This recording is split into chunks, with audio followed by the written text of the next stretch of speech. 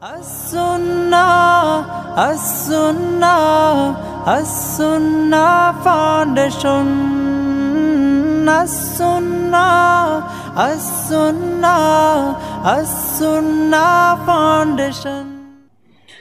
আসসালামু আলাইকুম ওয়া রাহমাতুল্লাহি ওয়া বারাকাতুহু। আলহামদুলিল্লাহ, সালাতু ওয়াসসালামু আলা রাসূলিল্লাহ বাদ। সুপ্রিয় দর্শক শ্রোতা ভাই বোন, দেশ কিংবা প্রবাস যে যেখান থেকে দেখছেন, আপনাদের সকলকে সাদর আমন্ত্রণ জানাচ্ছি আস-সুন্নাহ ফাউন্ডেশন স্টুডিও থেকে। আপনারা দেখছেন আস-সুন্নাহ ফাউন্ডেশন আয়োজিত সাপ্তাহিক সরাসরি প্রশ্ন উত্তরমূলক অনুষ্ঠান শরঈ সমাধান। শরীর সমাধানের এই অনুষ্ঠানটি আমরা দেখতে দেখতে আজ আল্লাহ তাআলার অশেষ অনুগ্রহে 267তম পর্বে উপনীত হয়েছি। অন্যান্য দিনের মতো আজও ইনশাআল্লাহ আপনাদের সঙ্গে আমরা ঘণ্টা ব্যাপী থাকছি এবং আপনাদের করা জীবন জিজ্ঞাসার উত্তর করা এবং হাদিসের আলোকে দেওয়ার চেষ্টা করছি। ওমা তৌফিক ইল্লা বিল্লাহ। আপনার যে কোনো জীবন জিজ্ঞাসামূলক প্রশ্ন বাংলায় সংক্ষেপে এই পোস্টের মন্তব্যের ঘরে লিখুন। আমরা ইনশাআল্লাহ আপনার প্রশ্নের উত্তর দেওয়ার আপ্রাণ চেষ্টা অব্যাহত রাখব। আপনার কোনো প্রশ্নের উত্তর যদি আমরা লাইভ চলাকালীন দিতে নাও পারি, ইনশাআল্লাহ কাল এবং পরশু অফিস চলাকালীন আমাদের ওলামায়ে কেরাম অ্যাডমিনগণ রিপ্লাইয়ের মাধ্যমে আপনাদের উত্তর দেওয়ার আপ্রাণ চেষ্টা অব্যাহত রাখবেন। এছাড়াও আস-সুন্নাহ ফাউন্ডেশনের অফিসিয়াল নাম্বারে আপনারা যে কোনো দিন অফিস টাইমে ফোন করে আপনাদের যে কোনো শরঈ প্রশ্ন উত্তর জানার চেষ্টা করতে পারেন। কারোর যদি সশরীরে উপস্থিত হয়ে শরঈ কোনো বিষয় অথবা পারিবারিক কলহ সংক্রান্ত কোনো বিষয়ে জানার কোনো প্রকার ইচ্ছা বা প্রয়োজন থাকে, তাহলে সেক্ষেত্রেও আস-সুন্নাহ ফাউন্ডেশনের অফিস টাইমে ওলামায়ে কেরাম আপনাদের জন্য অপেক্ষমান থাকে। আপনারা সেই সেবাটিও গ্রহণ করতে পারবেন। প্রিয় দর্শক, চলুন তাহলে আর বিলম্ব না করে আপনাদের যে সমস্ত প্রশ্ন ইতিমধ্যে আমাদের কাছে চলে এসেছে সেগুলোর উত্তর দেওয়ার পালায় আমরা প্রবেশ করি। আমি অনেকগুলো প্রশ্ন আমার সামনে দেখতে পাচ্ছি। এর মধ্যে হাবিবুর রহমান আপনি লিখেছেন, ছেলের বয়স 5 মাস, নাম রেখেছে মোহাম্মদ। এই নামের জন্য নাকি বাচ্চাকে ধমক দেয়া যাবে না, রাগ করা যাবে না, শাসন করা যাবে না, এটা কতটুকু সঠিক?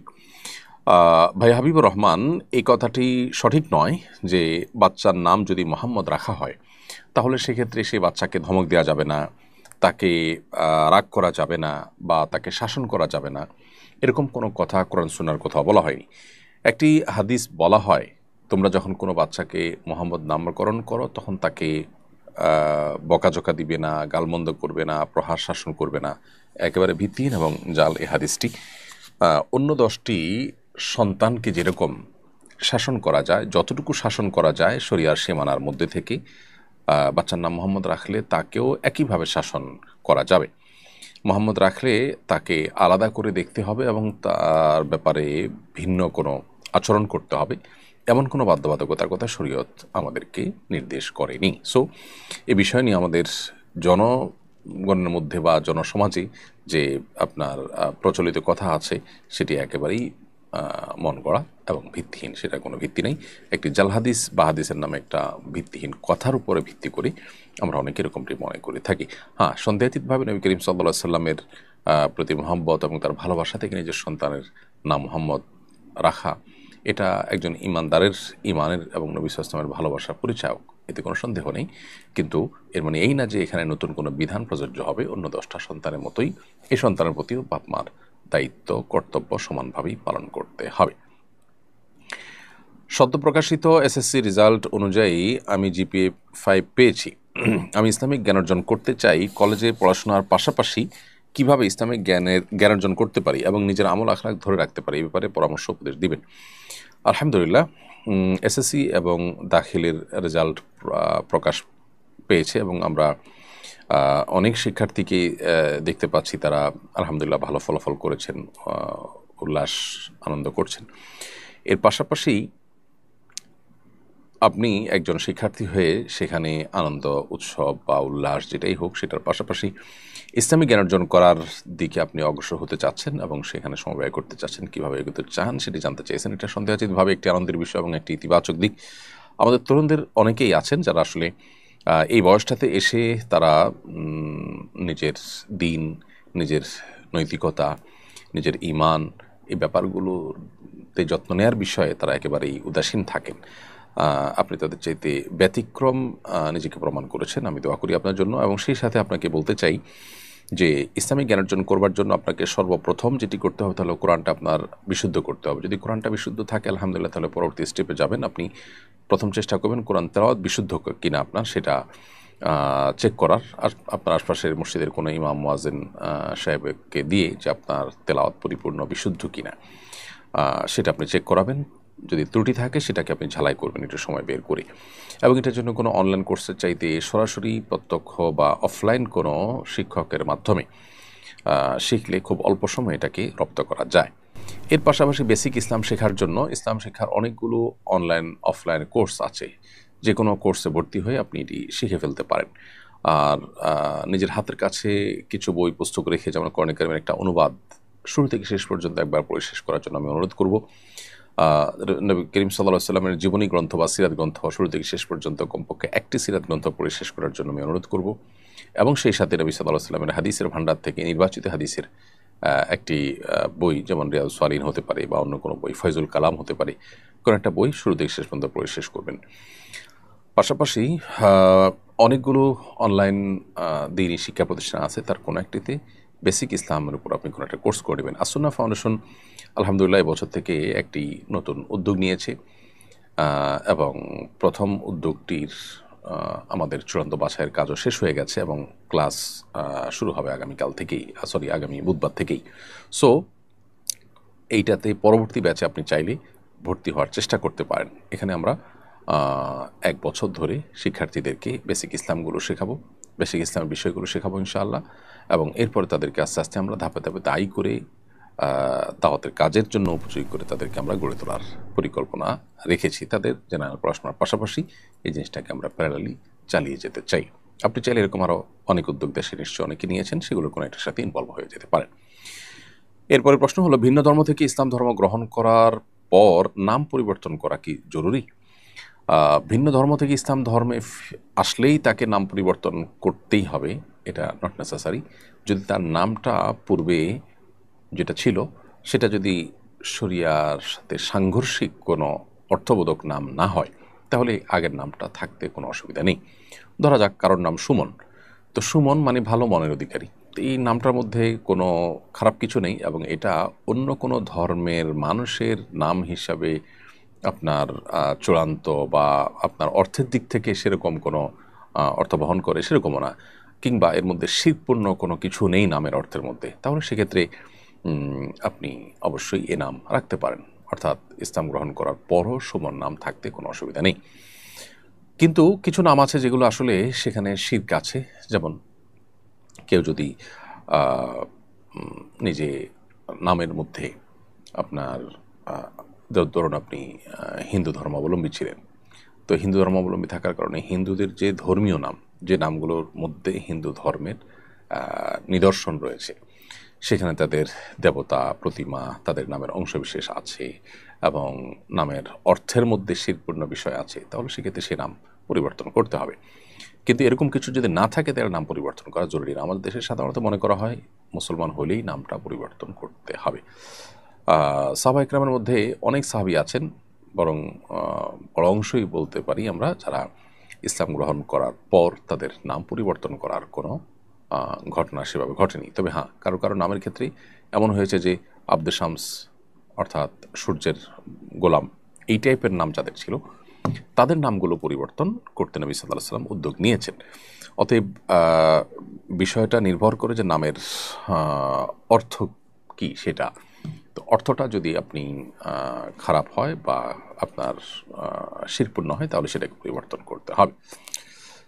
প্রতি বছর এসএসসি এইচএসসি রেজাল্ট প্রকাশের পর 2 ধরনের চিত্র দেখা যায়। কেউ অতি উচ্ছ্বসিত হয়, কেউ অতি বেদনার্ত। রেজাল্ট ভালো না হলে অনেকে আত্মহত্যা পর্যন্ত করে। বিষয়টাকে আপনি কীভাবে মূল্যায়ন করবেন? খুবই গুরুত্বপূর্ণ একটি প্রশ্ন। আজকে লাইভের সবচেয়ে গুরুত্বপূর্ণ প্রশ্ন আমার কাছে এটি মনে হচ্ছে, কারণ অতি সম্প্রতি আমরা দেখেছি যে এসএসসি পরীক্ষার ফলাফল প্রকাশ হয়েছে এবং যথারীতি সমস্ত পত্রপত্রিকায়, গণমাধ্যমগুলোতে বেশ গুরুত্বের সাথে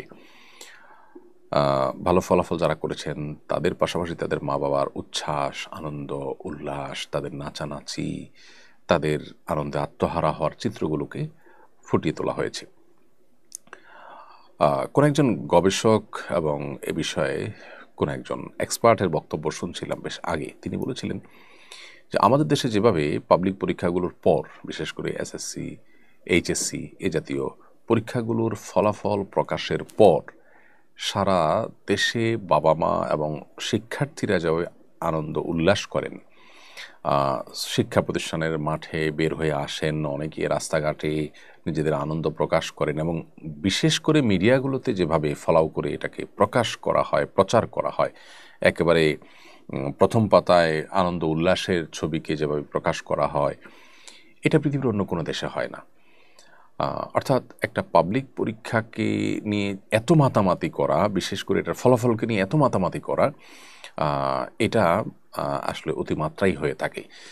এখানে দুই দিক থেকে সমস্যা আছে। এক হলো, এটাকে যখন আমরা একেবারে সকল সফলতার চাবিকাঠি টাইপের বিষয় মনে করি, তখন যারা পরীক্ষায় কোনো কারণে ফলাফল কাঙ্ক্ষিত করতে পারেন না, খারাপ করেন, তারা বিমর্ষ হয়ে পড়েন, ভেঙে পড়েন এবং অনেকে আত্মহত্যার পথে পা বাড়ান। এই যে খারাপ হলে আত্মহত্যার পথে পা বাড়ানো এবং ভালো হলে আনন্দে আত্মহারা হয়ে যাওয়া, এই দুটোই আসলে আমাদের আচরণগত সমস্যা এবং দৃষ্টিভঙ্গিগত ত্রুটি থেকেই এই পর্যায়ে চলে আসা। আমরা এত বেশি বস্তুবাদী হয়ে গেছি এবং এত বেশি আমরা আপনার আপনার এত বেশি আমরা দুনিয়া পাগল হয়ে গেছি যে ক্যারিয়ারের জন্য একটা গুরুত্বপূর্ণ পরীক্ষা সন্দেহাতীতভাবে সেই পরীক্ষার ফলাফলকে আমরা এমনভাবে নিচ্ছি যে এটা আমার ডু অর ডাই এর মতো ব্যাপার।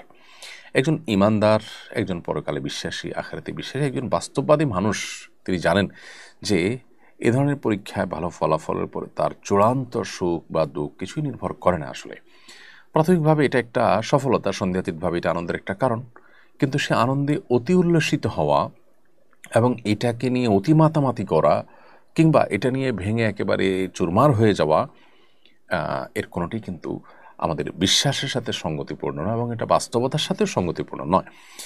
দেখুন, অনেকে আছেন যারা এসএসসি, এইচএসসিতে অনেক ভালো ফলাফল করেছেন কিন্তু জীবনে তেমন ভালো কোনো জায়গায় যেতে পারেননি, ক্যারিয়ারে ভালো কিছু করতে পারেননি। আবার এর বিপরীতে অনেকেই এসএসসি, এইচএসসি অথবা সমপর্যায়ের পরীক্ষাগুলোতে যথেষ্ট খারাপ করার পরও তাদের জীবনে অনেক ভালো জায়গায় যেতে পেরেছেন। এবং এ ধরনের ঘটনা যে খুব রেয়ার ঘটে তা নয়, আমাদের আশেপাশে আমরা অহরহ দেখতে পাবো। তাহলে এইটাকে, বিশেষ করে আমাদের সন্তানদেরকে এটাই জীবনের একেবারে ডুয়ার ডায়ের মতো ব্যাপার এটাকে বানিয়ে ফেলা, এই জায়গাটিতে আমাদের বোধ হয় একটু পরিবর্তন আনা দরকার, একটু সংশোধনী আনা দরকার। তা না হলে আমরা যেটা দেখতে পাচ্ছি যে এইটাকে ঘিরে দেখা যায় যে সন্তানরা নিজেদের দিন, তাদের নীতি নৈতিকতা, তাদের আদর্শ সব কিছু ভুলে শুধুমাত্র এটাকে ঘিরে তাদের সব কিছু গড়ে তোলেন। অর্থাৎ বাবা মার কাছেও সন্তান জিপিএ 5 পেয়েছেন কিনা সেটা গুরুত্বপূর্ণ, মানুষ হিসেবে সে জিপিএ 5 পাওয়ার মতো কিনা, মানুষ হিসেবে সে প্লাস পাওয়ার মতো কিনা বা পাচ্ছে কিনা, সেটা দেখার কোনো চিন্তা মা বাবার মাথায় থাকে না। যার কারণে আমরা একটা শিক্ষিত সমাজ পাচ্ছি কিন্তু সভ্য সমাজ পাচ্ছি না, মানবিক সমাজ পাচ্ছি না, নীতিবান সমাজ পাচ্ছি না। তো এই শিক্ষিত সমাজ দিয়ে আমরা কি করব? এরকম শিক্ষিত মানুষের সংখ্যা দেশে বেড়েও আমরা দেশকে কি কাঙ্ক্ষিত জায়গায় নিয়ে যেতে পেরেছি? আমার দেশে চুরি, দুর্নীতি, 2 নম্বরি এই কাজগুলো কি কমছে না দিন দিন আরও বাড়ছে? অতএব এই জায়গাটাতে আমাদের মনোযোগ দেওয়া দরকার। কোনো পাবলিক পরীক্ষা হোক বা অন্য কোনো কিছু হোক, এগুলোকে ঘিরে আনন্দে আত্মহারা হয়ে যাওয়া, এটা আমাদের আখিরাতের প্রতি বিশ্বাসের সাথে সঙ্গতিপূর্ণ নয়। আমরা আমাদের পরিবারের সন্তানদেরকে বলে দিব, তোমরা পড়ালেখা করবে মনোযোগের সাথে, তাদেরকে আমরা সময় দিব, তাদেরকে আমরা ফলো আপে রাখবো যাতে তারা বিপদগামিতার পথে না যায়, সময় নষ্ট যেন না করে, তারা যেন পড়ালেখা করে। কিন্তু কোনো কারণে যদি পরীক্ষা খারাপ হয় তাহলে সেক্ষেত্রে তাদেরকে আমাদের বুকে ঠাঁই দিতে আমরা কার্পণ্য করব না। তাদেরকে ভৎসনা করে, তাদেরকে কোণঠাসা করে ফেলা এবং অন্য সন্তানদের সাথে, অন্য ছেলে মেয়েদের সাথে, অন্য শিক্ষার্থীদের সাথে, অন্য ঘরের ছেলে মেয়েদের সাথে তাদেরকে কম্পেয়ার করে তাদেরকে এক ধরনের যুদ্ধের মধ্যে নামিয়ে দেওয়া, এটা একেবারে অনুচিত। আমরা নিজেরা টাকা পয়সার মেশিন হিসেবে নিজেদেরকে বিবেচনা করি এবং সন্তানদেরকেও টাকা পয়সার মেশিন বানানোর জন্যই মূলত কাজগুলো করি।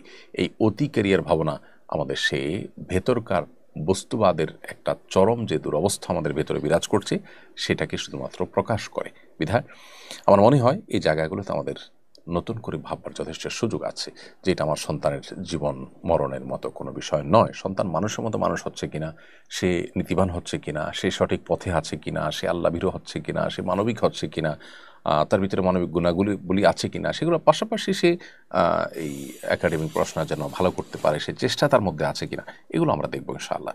এর বাইরে যদি সে উল্টাপাল্টা কোনো পথে চলে যায় তাহলে সেটা হবে আমার মাথা ব্যথার সবচেয়ে বড় কারণ।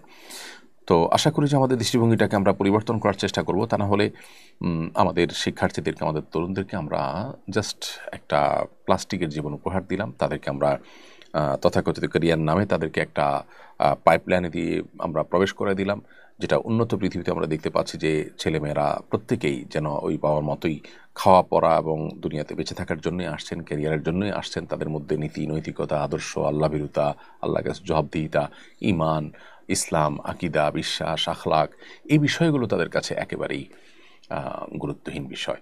তো তাদের মতো লাইফ আমরা যদি কামনা না করি তাহলে সেক্ষেত্রে আমাদেরকে অবশ্যই এই জায়গাটাতে ব্যালেন্স করতে হবে এবং অতি উল্লাস এবং অতি বেদনাহত হওয়া, এর কোনোটা ইসলামের সাথে যায় না। আল্লাহ তাআলা বলেছেন যে আল্লাহ তাআলা ইন্নাহু লা ইউহিব্বুল ফারিহিন, অতি উল্লাসিত হওয়া মানুষগুলোকে আল্লাহ যেরকম পছন্দ করেন না, ঠিক একইভাবে আল্লাহ বলেছেন লা তাকনাতু মির রাহমাতিল্লাহ, আল্লাহর রহমত থেকে নিরাশ হয়েও না।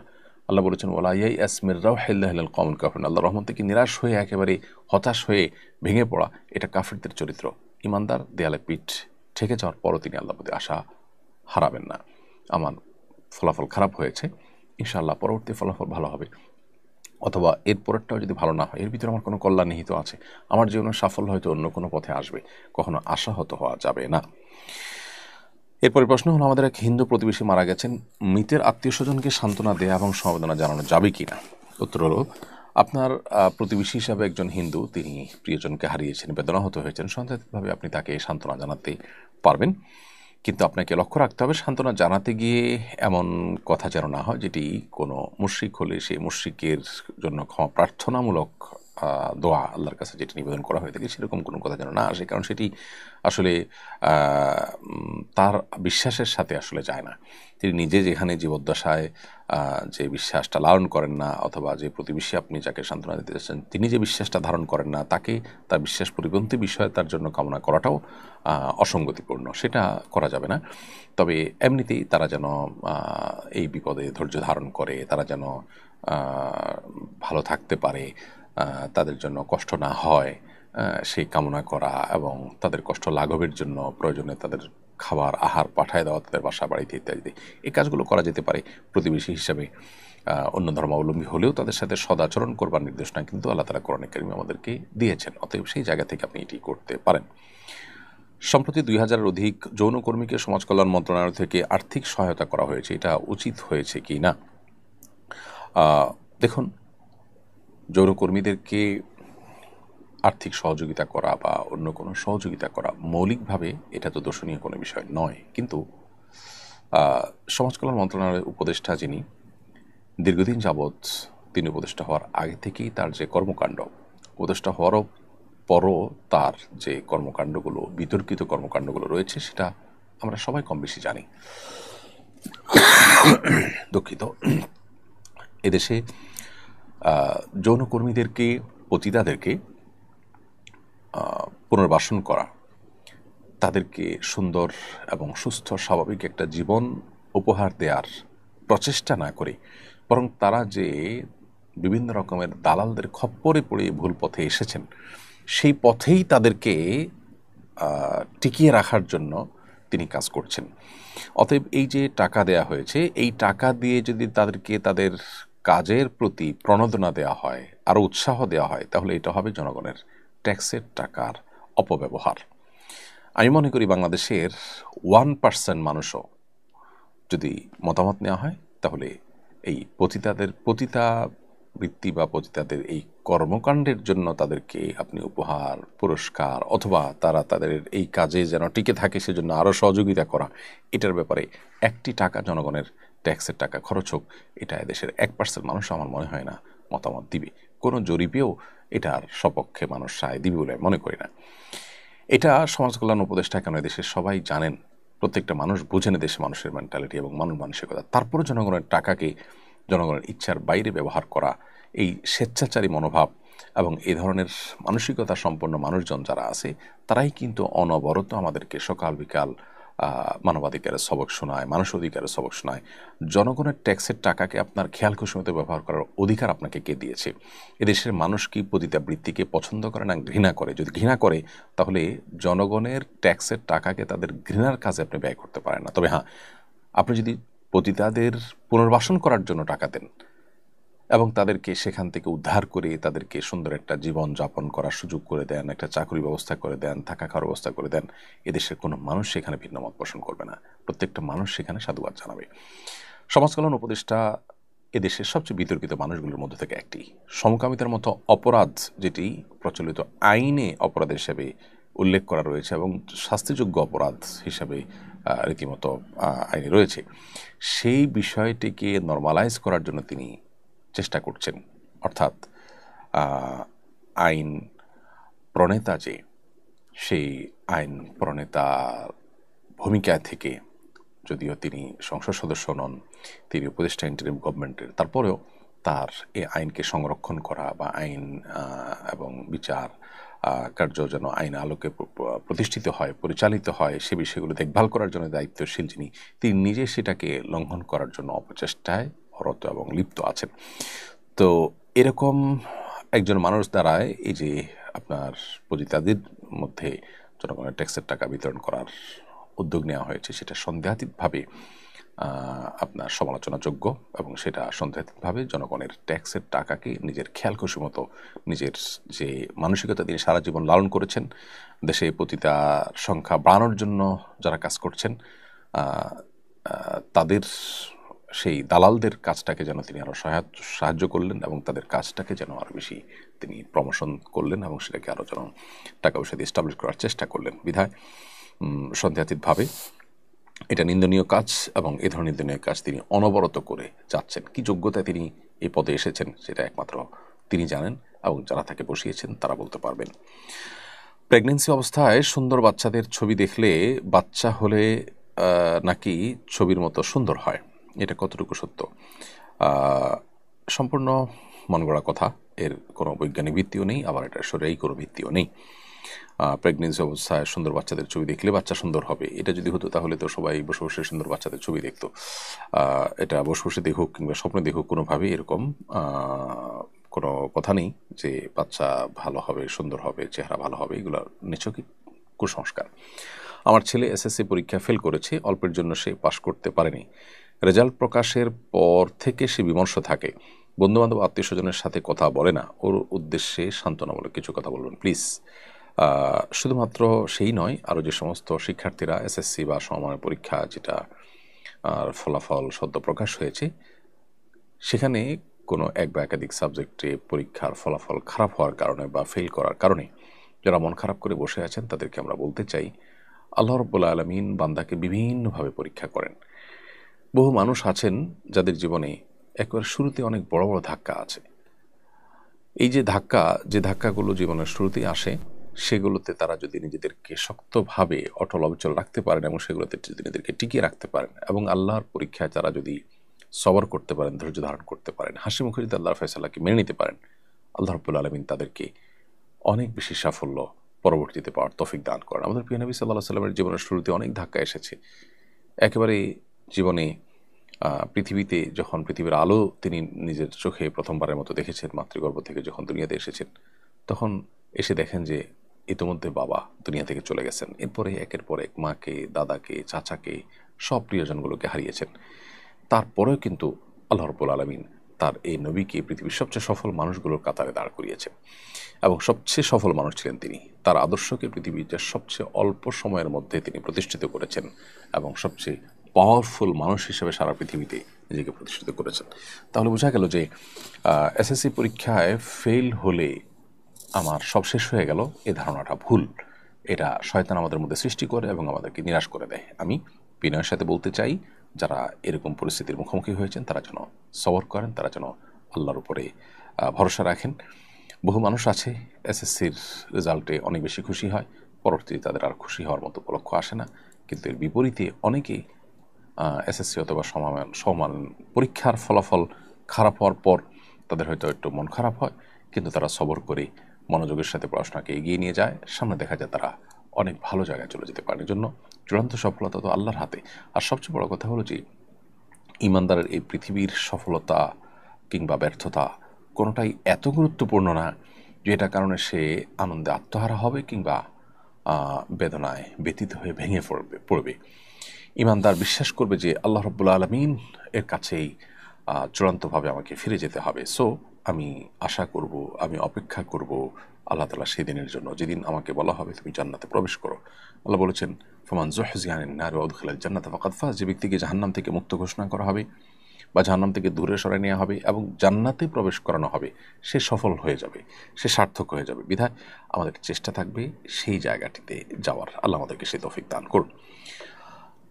আমার বিয়েতে সাক্ষী হিসাবে দুজন পুরুষ এবং একজন মহিলা ছিলেন। একজন পুরুষ সাক্ষী দেনমোহরের পরিমাণ খেয়াল করেননি, কিন্তু বাকি সব কথা তিনি শুনেছেন। বিয়ে পড়ানো শেষ হওয়ার পর তিনি দেনমোহরের পরিমাণ জানতে চেয়েছেন। প্রশ্ন হলো আমার বিয়ে শুদ্ধ হয়েছে কি না। তিনি বিয়ের একটা অংশ শোনেননি। এখন আমাদের করণীয় কি জানিয়ে আমার চিন্তামুক্ত করবেন। বিয়েতে সাক্ষীদেরকে যেটি শুনতে হবে সেটা হলো প্রস্তাব এবং সম্মতি। পাত্র এবং পাত্রীপক্ষের প্রস্তাব এবং সম্মতি, এই দুটি জিনিস যদি শুনতে পান সাক্ষীরা, তাহলে সেটাই বিবাহ বিশুদ্ধ হওয়ার জন্য যথেষ্ট। এর পাশাপাশি বিবাহের যে আরও আনুষঙ্গিক আলাপচারিতা আছে, যেমন মোহর কত ধার্য হলো, তারপর বিবাহে মোহর কতটুকু নগদে দেওয়া হচ্ছে, কতটুকু বাকিতে দেওয়া হচ্ছে, এরকম বিষয় আশয় ইত্যাদি এগুলো শোনা এগুলো আবশ্যক নয়। শুধু প্রস্তাব এবং সম্মতি এই দুইটাকে শোনা সাক্ষীদের জন্য আবশ্যক। সেটি যদি শুনে থাকেন তাহলে সেক্ষেত্রে আনুষঙ্গিক কথা না শুনলেও বিবাহ বিশুদ্ধ হয়ে যাবে। এমনকি মোহর যদি কোনো কারণে আগদের সময় উল্লেখ নাও করা হয়, তারপরে কিন্তু বিবাহ বিশুদ্ধ হয়ে যায় এবং মোহর অটোমেটিক ধার্য হয়ে যায়। মোহরের মিছিল বা এ ধরনের মেয়েদের তাদের পরিবারে যে পরিমাণ মোহর হয়ে থাকে ওই পরিমাণ মোহর অটোমেটিক ধার্য হয়ে যায়। অর্থাৎ বিয়ে বিশুদ্ধ হওয়ার জন্য মোহর কত ধার্য করা হয়েছে সেটা নিজ কানে শোনাটা, আগদের অনুষ্ঠানে বসে শোনাটা সাক্ষীর জন্য আবশ্যক নয়। ইদানিং ডেঙ্গুর প্রকোপ বেড়েছে। ডেঙ্গুর প্রাদুর্ভাব রোধে করণীয় কি? ডেঙ্গুর প্রাদুর্ভাব রোধে আমাদের প্রত্যেককেই সচেতনতা তো বাড়াতে হবেই। আমাদের দেশটাকে যেভাবে আমরা বাগাড়ে পরিণত করেছি, আমরা নিজের ঘরের আশপাশটাকে আমরা ভালো রাখি না। নিজের জানলা দিয়ে বাইরে ময়লাটা ফেলে দিয়ে যে আমার শোয়ার ঘরটা তো ভালো আছে, ডানেভাবে যেখানে যায় পড়ুক, তাতে আমার কি আসে যায়। দিন শেষে ওটা যে আমাকেই তার জন্য সাফারার হতে হবে, সেটা আমরা হয়তো অনেকে চিন্তাও করি না। এই যে দায়িত্ব জ্ঞানহীনতা, এই যে অমুসলিম সুলভ আচরণ, সেটি কিন্তু আমরা অনেকেই করে থাকি। বিধায় যার পরিণতি আমরা আজকে দেখতে পাচ্ছি। ঘরে ঘরে ডেঙ্গু রোগী এবং মানুষ সাফারার, হসপিটালে যেতে হচ্ছে এবং অনেকে আইসিইউ সিসিউতে যেতে হচ্ছে, অনেকে সেখান থেকে মৃত্যুর মুখে পতিত হচ্ছেন, অনেকের লাখ লাখ টাকা শেষ হয়ে যাচ্ছে। এই রোগটা রীতিমতো এখন মহামারীর আকার ধারণ করেছে আমাদের দেশে। অতএব আমাদের আশপাশটাকে পরিষ্কার পরিচ্ছন্ন রাখা, কোথাও পানি জমাটবদ্ধ হতে না দেওয়া, আশপাশের ড্রেন নালা ইত্যাদি এগুলোকে নিজেদের উদ্যোগে পরিষ্কার করার জন্য চেষ্টা করা, মশারি ব্যবহার করা এবং অন্যান্য সতর্কতার যে উপায়গুলো আছে সেগুলো আমরা অবলম্বন করার চেষ্টা করবো ইনশাআল্লাহ। পাশাপাশি আল্লাহর কাছে আমাদের গণ ইস্তেগফার করা দরকার, কারণ এই ধরনের ব্যাধিগুলো অনেক সময় আমাদের নিজেদের অপরাধ, আমাদের গুনাহ, আমাদের স্বেচ্ছাচারী জীবনযাপনের কারণে অনেক বেশি হয়ে থাকে। সেজন্য আল্লাহ তাআলার কাছে আমরা ইস্তেগফার করব, গণ ইস্তেগফার করা দরকার। আল্লাহ আমাদের প্রতি রহম করুন। বিভিন্ন ঐতিহাসিক মসজিদ মুসলিম অমুসলিম সবার জন্য উন্মুক্ত থাকে। সেসব মসজিদে ঐতিহাসিক স্থাপনা হিসাবে পরিদর্শনের জন্য অমুসলিমরাও প্রবেশ করেন। মসজিদে অমুসলিমদের প্রবেশাধিকার দেওয়ার বিধান কি? মৌলিকভাবে অমুসলিমরা মুসলমানদের মসজিদে প্রবেশ করাটা কোনো নিষিদ্ধ বা নাজায়েজ বিষয় নয়। নবী করিম সাল্লাল্লাহু আলাইহি সাল্লামের মসজিদে তাঁর জীবদ্দশাতেই অন্য ধর্মাবলম্বীরা অনেকে প্রবেশ করেছেন, এমনভাবে বিভিন্ন হাদিস কিন্তু পাওয়া যায়। এমনকি সহিহ বুখারীতে সুমামা ইবনে উসাল রাদিয়াল্লাহু তাআলা আনহুকে, যিনি পরবর্তীতে ইসলাম গ্রহণ করেছেন কিন্তু একটা সময় তিনি ইসলাম গ্রহণ করেননি, তাকে কিন্তু বন্দী হিসাবে যখন আনা হয়েছে অমুসলিম অবস্থা, তাকে কিন্তু মসজিদেই রাখা হয়েছিল। অতএব মসজিদে অমুসলিমদের প্রবেশ করলে মৌলিকভাবে সেটা কোনো হারাম বা নাজায়েজ বিষয় না। বিশেষ করে ইসলামকে বোঝার জন্য, মুসলমানদেরকে উপলব্ধি করার জন্য যদি তাদেরকে মসজিদে আসার সুযোগ করে দেওয়া হয়, সেটা তারা আসতে পারে এবং সেটা করা যেতে পারে। এবং সেখানে তারা খুতবা শোনা বা মুসলমানদের কৃষ্টি কালচারকে দেখা বা মুসলমানদের শিক্ষাগুলোকে উপলব্ধি করার সুযোগ তারা পাবেন। অতএব সে সুযোগ দেওয়াটা মৌলিকভাবে দর্শনীয় কোনো বিষয় না। তবে মসজিদের যে আদব শিষ্টাচার সেটা লক্ষ্য রাখতে হবে। সেখানে অমুসলিম মেয়েরা যদি আসে তারা কি ড্রেস আপ মেনটেন করে আসবেন সেটা গুরুত্বপূর্ণ। মালয়েশিয়ার মসজিদগুলোতে অমুসলিম মেয়েরা মসজিদে আসলে যে কোনো ড্রেস আপে ঢুকতে পারে, এই জন্য তাদেরকে বোরকার মতো একটা গাউন টাইপের পোশাক দেওয়া হয়, যে যারা ঢুকতে চান তারা সেটা পরে তারপরে ভিতরে ঢুকবেন এবং মেয়েদের সাইডে মেয়েরা, ছেলেদের সাইডে ছেলেরা যাবেন, এই সুযোগটা রাখা হয়। অতএব এভাবে রাখা যেতে পারে। কিন্তু আমরা অনেক দেশে জানি যে দেশগুলোতে মসজিদের কোনো আবহ নেই, সেখানে নিছকই সেটাকে পর্যটন কেন্দ্রে পরিণত করা হয়েছে। এরকমটি করা উচিত। মসজিদের ন্যূনতম আদব এটা বজায় রাখা উচিত। এটাকে শুধুই পর্যটন স্পটে বা টুরিস্ট স্পটে পরিণত করা উচিত নয়। প্রিয় দর্শক, দেখতে দেখতে আমার অনুষ্ঠানের ঠিক মাঝামাঝি পর্যায়ে এসে পৌঁছেছি। সময় হয়েছে ছোট্ট একটি বিরতিতে যাওয়ার। বিরতির পর আমরা ইনশাআল্লাহ আবারও ফিরে আসবো আপনাদের কাছে। আশা করি আমাদের সঙ্গেই থাকবেন। অসহায় দরিদ্রদের দারিদ্র্য দূরীকরণ ও স্বাবলম্বীকরণের লক্ষ্যে আসুন্নাহ ফাউন্ডেশন পরিচালনা করছে স্বাবলম্বীকরণ প্রকল্প। স্বাবলম্বীকরণ প্রকল্পের আওতায় এ যাবৎ প্রায় ৩,০০০ মানুষকে প্রশিক্ষণ ও স্বাবলম্বীকরণ উপকরণ প্রদান করা হয়েছে। আপনার জাকাতের অর্থে স্বাবলম্বী হতে পারে অসহায় দরিদ্র মানুষ। আসুন্নাহ ফাউন্ডেশনের জাকাত তহবিলে জাকাত পাঠাতে ভিজিট করুন www.asunnahfoundation.org/donate/zakat। প্রিয় দর্শক, বিরতির পর আবার আপনাদেরকে স্বাগতম জানাচ্ছি। আপনারা দেখছেন আসুন্নাহ ফাউন্ডেশন আয়োজিত সাপ্তাহিক সরাসরি প্রশ্ন উত্তরমূলক অনুষ্ঠান শরীয়ত সমাধানের 267তম পর্ব। আমরা বিরতির আগে অনেকগুলো প্রশ্ন উত্তর আপনাদেরকে দিয়েছি। বিরতির পরে এসে আমরা যে প্রশ্ন দেখতে পাচ্ছি সেটি হলো, হারাম মানে কি? নিষিদ্ধ বিষয় বোঝানোর জন্য হারাম শব্দ বলা হয়। আবার শুনি হারাম মাস মসজিদুল হারাম। একটি টেলিভিশন চ্যানেলে এক আলোচক বলেছেন, দুই হারামের উচ্চারণগত পার্থক্য আছে। উচ্চারণগত পার্থক্যটা অর্থসহ বুঝিয়ে বলবেন প্লিজ। দেখুন, হারাম মানে নিষিদ্ধ, আবার হারাম মানে সম্মানিত। মসজিদুল হারাম মানে হলো সম্মানিত মসজিদ। হারাম মাস আশহুর হুরুম মানে হলো সম্মানিত মাসসমূহ। তাহলে একদিকে আমরা হারাম শব্দের অর্থ দেখতে পাচ্ছি নিষিদ্ধ, আবার অপরদিকে আমরা দেখতে পাচ্ছি হারাম শব্দের অর্থ সম্মানিত। এই দুই হারামের মধ্যে কোনো হা যে বর্ণটি আছে, এই হা অক্ষরটির উচ্চারণের মধ্যে কোনো পার্থক্য আছে কিনা, বড় হা ছোট হা এরকম কোনো উচ্চারণের মধ্যে পার্থক্য আছে কিনা। বাংলা যেরকম প এবং ফ এই দুইটার মধ্যে পার্থক্য আছে, ব এবং ভর মধ্যে পার্থক্য আছে, বাবা এবং ভাবা দুই জিনিস। তো এখানে হারাম অর্থ সম্মানিত, আবার হারাম অর্থ নিষিদ্ধ। এই দুইটার মধ্যে হা বর্ণের মধ্যে কোনো পার্থক্য আছে কিনা, বড় হা ছোট হার? উত্তর হলো না, এই বর্ণের মধ্যে কোনো পার্থক্য নেই, দুইটাই বড় হা, অর্থাৎ হারাম কণ্ঠনালী থেকে যেটিকে আমরা উচ্চারণ করি সেই হাই একটাই হা, বর্ণ একটাই, কিন্তু অর্থ দুইটা। এখন প্রশ্ন হতে পারে যে একই শব্দের বিপরীতমুখী অর্থ কিভাবে হয় বা দুইটা অর্থ কিভাবে হয়? মূলত এখানে অর্থ একটাই, সেটা হলো হারাম শব্দের অর্থ সম্মানিত। এটা হলো মূল অর্থ। এখন কথা হলো যে তাহলে নিষিদ্ধ কিভাবে হয়? এর উত্তর হলো যে কোনো কাজ বা যে কোনো বিষয় যখন নিষিদ্ধ মনে করা হয়, সে নিষিদ্ধ মনে করা হয় এই জন্য যে যিনি এটাকে নিষেধ করেছেন তার সম্মানের কারণে, তিনি সম্মানীয় ব্যক্তি বা সত্তা হওয়ার কারণে তার নিষেধকে নিষিদ্ধ মনে করে সেটাকে মেনটেন করা হয়, সেটার উপরে আমল করা হয়। অর্থাৎ নিষিদ্ধ বিষয়, নিষিদ্ধ কাজ, এটাকে মেনটেন করাটা নিষেধাজ্ঞা আরোপকারী ব্যক্তির সম্মানার্থেই হয়। সেজন্য ওই নিষিদ্ধ বিষয়কেও হারাম বলা হয়। অর্থাৎ নিষিদ্ধটা এটা একটা রেসপেক্টেড জায়গা থেকে নিষিদ্ধ মনে করা হয়।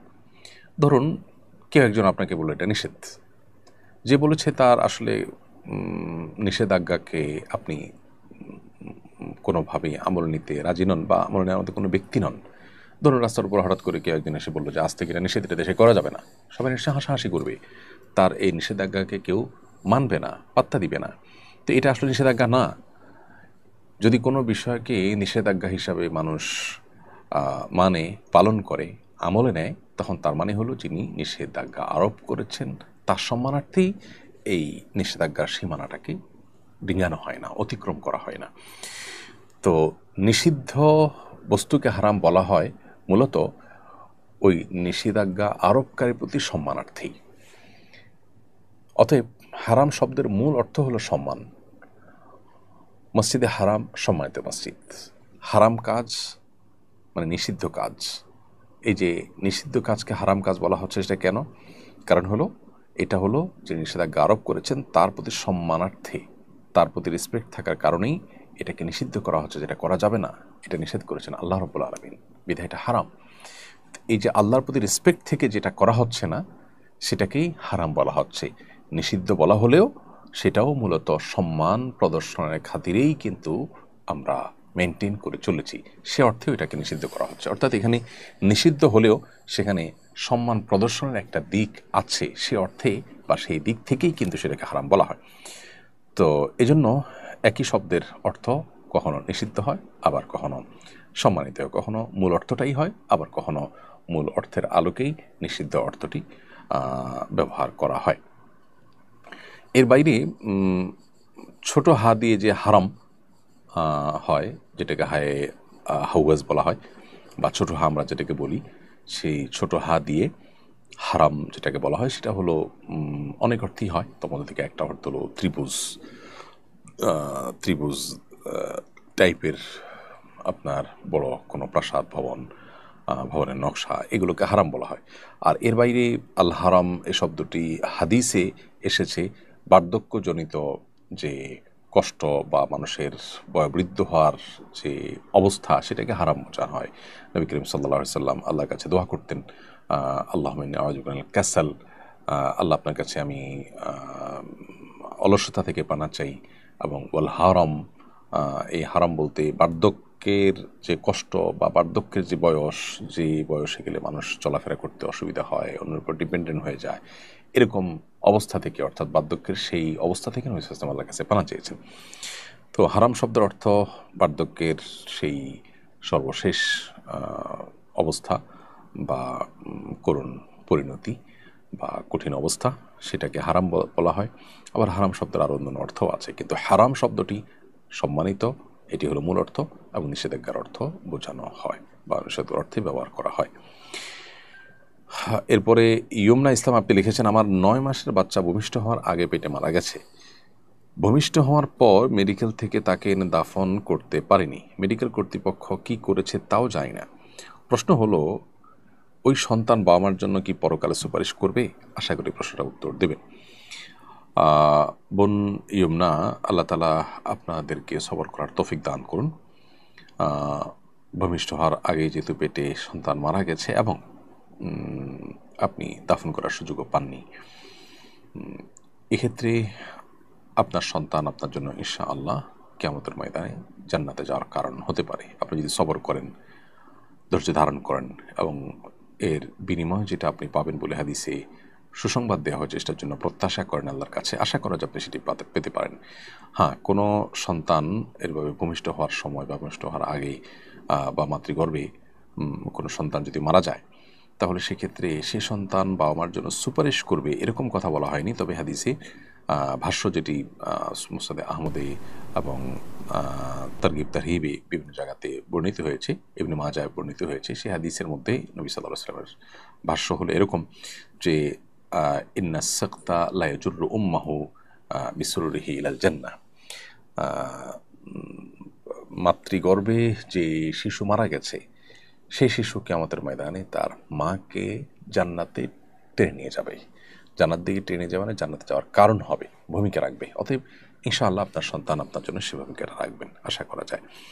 এর জন্য সন্তানের লালন পালন করা বা সন্তানকে আপনার সঠিকভাবে দাফন কাফন করার কোনো শর্ত দেয়নি। তাছাড়া এটা আপনার হাতেও ছিল না, আপনি ইচ্ছাকৃত যে অবহেলা করেছেন তাও নয়। অতএব আশা করা যায় আপনি এই সুযোগ লাভ করবেন। এরপর প্রশ্ন হলো, মিটফোর্ডে এক ব্যবসায়ীকে হত্যা করার পর লাশের উপর উল্লাস করা হয়েছে, এ ধরনের নৃশংস হত্যাকাণ্ড রোধে করণীয় কি? দেখুন, এর জন্য সূরা বাকারার 179 নম্বর আয়াতের বাস্তবায়নের কোনো বিকল্প পথ আমাদের সামনে নেই। আল্লাহ বলেছেন, ওয়ালাকুম ফিল কিসাসি হায়াতুন ইয়া উলিল আলবাব লাআল্লাকুম তাত্তাকুন, হে জ্ঞানীরা, হে বুদ্ধিমানেরা, তোমাদের জন্য কেসাসের মধ্যে জীবন রয়েছে।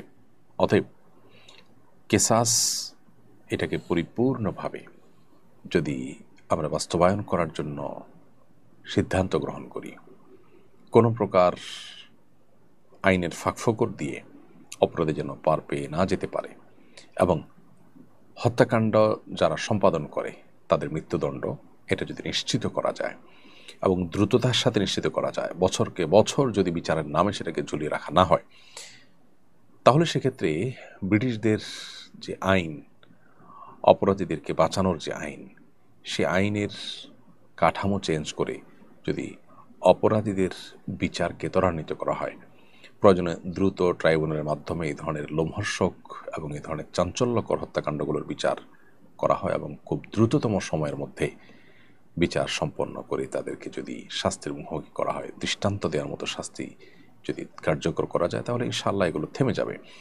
আমরা এরকম বহু ঘটনার কথা জানি, কিন্তু এই ঘটনাগুলোর পর আমাদের দুঃখ, আমাদের কষ্ট, আমাদের অপরাধের প্রতি ঘৃণা, সেগুলো যখন আমরা ভুলে যাই, তখন হয়তো এর বিচার শেষ হয়, কেউ ছাড়া পায়, যাদের টাকা আছে তারা বিভিন্ন রকমের উকিল, মুখতার, ব্যারিস্টার দিয়ে তারা পার পেয়ে যান, অনেকে হয়তো সেখানে সাফারার হন, অনেকে নির্দোষা বরং ফেঁসে যান।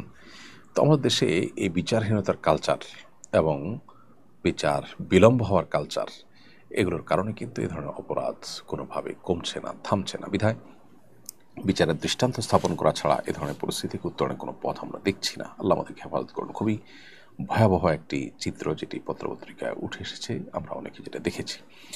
আমার বিয়ের সময় আমাকে দেনমোহর হিসেবে স্বর্ণালঙ্কার দেওয়া হয়েছে, এখন প্রয়োজনে কিছু অলঙ্কার বিক্রি করতে চাচ্ছি। আমার হাজব্যান্ড বিক্রি করতে নিষেধ করছেন এবং বলছেন তার নিষেধ অমান্য করে বিক্রি করলে স্বামীর অবাধ্যতা হিসেবে গণ্য করা হবে এবং গুনাহ হবে। আমার নিজের সম্পদ বিক্রি করার ক্ষেত্রে স্বামীর নির্দেশ মানতে বাধ্য কিনা? আইনত আপনি স্বামীর নির্দেশ মানতে বাধ্য নন, যেটি আপনার সম্পদ সেরিয়া বিক্রি করাটা একান্ত আপনার এখতিয়ারাধীন। কিন্তু আপনাদের দাম্পত্য জীবনে সুখ শান্তির প্রয়োজনে স্বামীকে আপনার প্রয়োজনটা বোঝানোর চেষ্টা আপনি যেমন করবেন, ঠিক একইভাবে স্বামী স্ত্রীর উপরে অনধিকার চর্চা করবেন না। অর্থাৎ যেখানে কোনো সম্পদ স্ত্রীর সেটা তিনি বিক্রি করতে পারেন, শরীয়ত সেখানে তাকে অধিকার দিয়েছেন, স্বামী হিসাবে সেখানে গায়ের জোর খাটিয়ে বাধা দেওয়া এ রাইট তার নাই, তিনি পরামর্শ দিতে পারেন। অতএব স্বামীরও অন্যায় করা যেমন উচিত নয়, স্ত্রীরও যথাসম্ভব স্বামীকে বুঝিয়ে নিয়ে তারপরে তার বিক্রি করার কাজ সম্পাদন করা দরকার। যদি প্রয়োজন হয় সেটা জিনিসটা করবেন। তারপরে যদি স্বামীকে না বুঝিয়ে বা বোঝানো না গেলে তিনি যদি বিক্রি করেন, তিনি আল্লাহর কাছে দায়ী হবেন না ইনশাআল্লাহ তাআলা। সংবাদ মাধ্যমে ফটোকার্ড নিয়ে সোশ্যাল মিডিয়ায় আলোচনা হচ্ছে, পাঠককে আকৃষ্ট করার জন্য বিভ্রান্তিকর শিরোনাম দেওয়া হয়, লিঙ্কে ক্লিক করে মূল সংবাদে প্রবেশ করার পর দেখা যায় ঘটনা ভিন্ন। এ ধরনের সংবাদ উপস্থাপনকে মিথ্যা হিসাবে বিবেচিত হবে কিনা, এ ব্যাপারে ইসলাম কি বলে? সংবাদকর্মীদের প্রতি আপনার বার্তা কি? যারা সংবাদকর্মী তারা যদি মিথ্যা, বিভ্রান্তিকর অথবা প্রতারণামূলক সংবাদ সরবরাহ করেন, তাহলে সেক্ষেত্রে তারা অবশ্যই আল্লাহর কাছে দায়ী থাকবেন।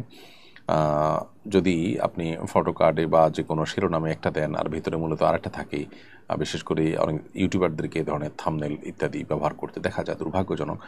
তো সেটা তো প্রতারণা। আর নবী সাল্লাল্লাহু আলাইহি ওয়াসাল্লাম বলেছেন, মান গাশশা ফালাইসা মিন্না, যে ব্যক্তি ধোঁকা দেয়, প্রতারণা করে, সে আমার উম্মত নয়।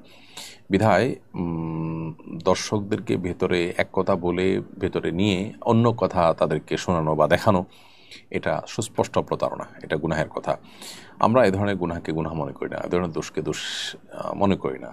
সাংবাদিকতার ইথিক্সের সাথেও এটা যায় না, একজন সাংবাদিকের পেশাদারিত্বের সাথেও এটা যায় না। বিধায় আল্লাহকে ভয় যেমন করা উচিত, ঠিক তেমনিভাবে আমাদের মিনিমাম যে আপনার দায়বদ্ধতা আছে আমাদের বিবেকের কাছে, সেই জায়গা থেকেও আমাদের এ ধরনের কর্মকাণ্ড থেকে বেঁচে থাকা উচিত এবং বিরত থাকা উচিত। আজকাল দেখা যায় মূলধারা গণমাধ্যমগুলোর অনেকগুলোতেই এ ধরনের ফটোকার্ড ইউজ করা হয়, এ ধরনের শিরোনাম ইউজ করা হয়, যেগুলো নিছকই ভিউয়ার টানার জন্য। সেখানে না কোনো বস্তুনিষ্ঠতা থাকে, না কোনো সত্যের লেশ মাত্র থাকে।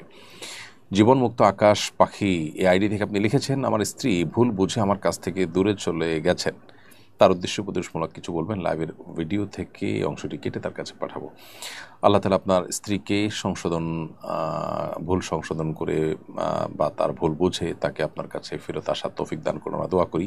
আপনি যেমন বলেছেন যে আপনার স্ত্রী আপনাকে ভুল বুঝে আপনার থেকে দূরে সরে আছেন, মূলত কি ঘটেছে সেটা আপনি জানেন, আপনার স্ত্রী জানেন, আল্লাহ তাআলা ভালো জানেন। অতএব আমি আপনার উপরে আপনার কথার উপর ভিত্তি করে আপনার স্ত্রী যে আপনার থেকে ভুল বুঝেই দূরে সরে গেছেন সেটি আমি জাজমেন্টাল কমেন্ট আমি করছি না, এটা জাস্ট আপনার কথাকে আমি কোট করেছি। আমি দোয়া করি আল্লাহ তাআলা আপনাদের মধ্যে দূরত্ব দূর করে দিন। তবে সেই সাথে এও বলতে চাই যে আপনার স্ত্রী যিনি দূরে চলে গেছেন, অনেক সময় দেখা যায় বিপরীতেও হয় যে স্বামীরা স্ত্রীদের সাথে ভুল বুঝে দূরে সরে যান। স্বামী স্ত্রীর মধ্যে মনোমালিন্য হলে কি করবেন, আল্লাহ তাআলা কোরআনে কারিমে সে সম্পর্কে কিন্তু করণীয় বলে দিয়েছেন। একসাথে সংসার করে স্বামী স্ত্রী স্ত্রী স্বামী পরস্পরকে সংশোধনের পথে নিয়ে আসা যায়, সে চেষ্টা করবার জন্য কোরআনে আল্লাহ তাআলা আমাদেরকে নির্দেশনা দিয়েছেন। প্রয়োজনে একই বাসায় থেকে বিছানা পৃথক করার নির্দেশনাও আল্লাহ তাআলা দিয়েছেন, অভিমান করতে আল্লাহ নির্দেশ দিয়েছেন, কিন্তু দূরে সরে যাওয়ার নির্দেশ আল্লাহ তাআলা দেননি। বিধায় এটা আমাদের উচিত নয়। এগুলোতে শয়তান স্কোপ নেয় এবং শয়তান আমাদের মধ্যে বিচ্ছেদ তৈরি করে দেয়। তো এরকম বিচ্ছেদ দিকে যদি নিয়ে যায় তাহলে সেক্ষেত্রে আল্লাহ তাআলা অসন্তুষ্ট হন এবং আমাদের ঈমান আমল আখিরাত বরবাদ হয়। একজন মুসলমানের সাথে যা যায় না, একজন ঈমানদার সবসময় চেষ্টা করবেন তার ঈমানের দাবি থাকবে, তিনি সবসময় তার দাম্পত্য সম্পর্কটাকে জোড়া লাগাবার চেষ্টা করবেন, বিচ্ছিন্ন করবার চেষ্টা করবেন না। শয়তান সবচেয়ে বেশি খুশি হয় স্বামী স্ত্রীর মধ্যে দূরত্ব সৃষ্টি হলে বা বিচ্ছেদ তৈরি হয়ে গেলে। বিধায় আল্লাহকে ভয় করে আল্লাহকে সন্তুষ্ট করার জন্য হলেও একে অন্যের কাছাকাছি চলে আসতে হবে। একান্ত যদি কোনোভাবে একে অন্যের সাথে সংসার করা না যায়, সংসার করতে গেলে যদি আল্লাহর হুকুম লঙ্ঘন হয়, আল্লাহর অবাধ্য হতে হয়, তাহলে সেক্ষেত্রে আল্লাহর বাধ্যগত থাকার প্রয়োজনে বিচ্ছেদের পথে পা বাড়ানো যেতে পারে, সেটাও বিদগ্ধ আলেমদের সাথে পরামর্শ করে শরিয়া সম্মত উপায়। আল্লাহ তাআলা আপনাদের উভয়কে সেটা মেনে চলার তৌফিক দান করুন। ইদানিং রাজনৈতিক অঙ্গনে জুলাই ঘোষণাপত্র নিয়ে আলোচনা হচ্ছে। ঘোষণাপত্র হলে এতে ইসলামী দৃষ্টিকোণ থেকে কি কি বিষয় সন্নিবেশিত থাকা উচিত বলে মনে করেন? প্রথম কথা হলো যে জুলাই ঘোষণাপত্র এটার পর্যালোচনা দীর্ঘদিন থেকে হচ্ছে, এটা হওয়া দরকার। অন্য 10 জনের সাথে আমিও একমত যে জুলাই ঘোষণা প্রকাশ হওয়া উচিত। তবে সেই সাথে ঘোষণাপত্রে এদেশের মানুষের যে স্পিরিট, যে চেতনা, যেটার উপর ভিত্তি করে এদেশের মানুষ জীবন দিয়েছে, প্রত্যেকটা মানুষ ঘর থেকে বের হয়েছে, সমর্থন দিয়েছে, বিভিন্নভাবে মানুষ আত্মত্যাগ করেছে, সে বিষয়গুলো যেমন উল্লেখ থাকা দরকার, সেই চেতনা যেমন উল্লেখ থাকা দরকার।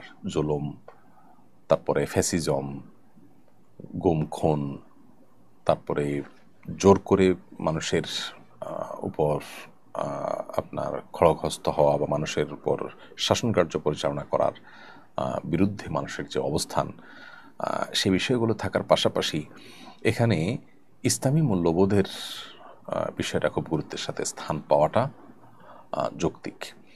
কারণ এখানে শহীদ আবু সাইদ থেকে নিয়ে শুরু করে স্কুল কলেজ এবং মাদ্রাসার শিক্ষার্থীদের, হাজার হাজার লক্ষ লক্ষ শিক্ষার্থীদের মধ্যে আমরা দেখেছি তারা দ্বীনি চেতনায় উদ্বুদ্ধ হয়ে আল্লাহর রাহে জীবন দিয়ে শাহাদাতের মৃত্যু তারা আকাঙ্ক্ষা করেছেন, তামান্না করেছেন। বিধায় তারা দেখা গেছে যে আন্দোলন চলাকালীন সময় রাস্তার মধ্যেই তারা দাঁড়িয়ে জামাতের সাথে সালাত আদায় করেছেন। অনবরত এই ধরনের কাজ তাদেরকে করতে দেখা গেছে। এখান থেকে বোঝা যায় যে ধর্মীয় এবং দ্বীনি চেতনা তাদেরকে উদ্বুদ্ধ করেছে এই ধরনের কর্মকাণ্ডে অংশগ্রহণ করতে। আমরা দেখেছি যাত্রাবাড়ি থেকে নিয়ে বিপুল এলাকাগুলো, বিশেষ করে গুরুত্বপূর্ণ পয়েন্টগুলোতে সবচেয়ে কঠিন সময়ে মাদ্রাসা শিক্ষার্থীরা অবরোধ করেছেন এবং শত শত মাদ্রাসার শিক্ষার্থীরা আহত হয়েছেন। অন্তত 70 জন শুধু হাফেজ মাদ্রাসার শিক্ষার্থী শাহাদাত বরণ করেছেন। তো এরকম আত্মত্যাগ যারা করেছেন ঘোষণাপত্রে, তাদের কথাটি যেন খুব সুন্দর করে সুস্পষ্টভাবে উল্লেখ থাকে এবং তাদের চেতনা যাতে পরিষ্কারভাবে উল্লেখ থাকে ঘোষণাপত্রে, সেটি থাকবে আমাদের গুরুত্বপূর্ণ দাবি। আমি আশা করব যে ঘোষণাপত্র যারা রচনা করবেন, তৈরি করবেন, তারা বিষয়টিকে মাথায় রাখবেন। তা না হলে ঘোষণাপত্র এটাকে জনগণই প্রত্যাখ্যান করবে। যারা আন্দোলনে অংশগ্রহণ করেছেন সেই দিনী চেতনায় উদ্বুদ্ধ হয়ে তারাই কিন্তু এটাকে তারা কিন্তু প্রত্যাখ্যান করবেন এবং তারা এটাকে ইগনোর করবেন। আমি আশা করব যে ঘোষণাপত্রটা এমন হবে যেন সেটাকে সবাই সাধুবাদ জানাতে পারে, অর্থাৎ যারা আন্দোলনে অংশগ্রহণ করেছেন তারা যেন কোনোভাবে সেটাকে ডিনাই করতে না হয়, কোনোভাবে যেন আরোপ করার চেষ্টা না করা হয়।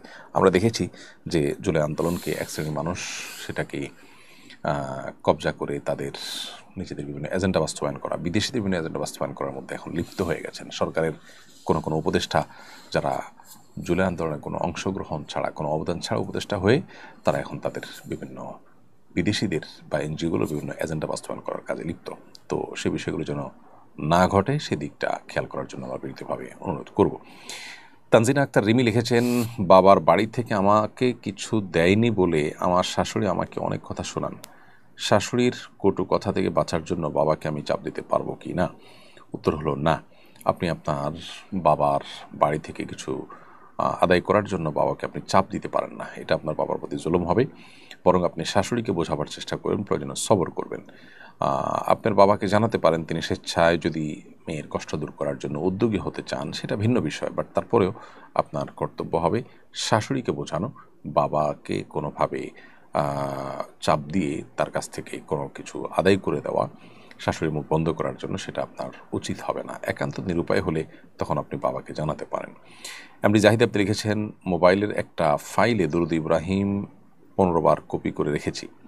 প্রতিদিন কমপক্ষে 30 বার দেখে পড়ার চেষ্টা করি যেন মনোযোগ থাকে। এভাবে পড়ার কারণে এটা কি বেদাত হবে?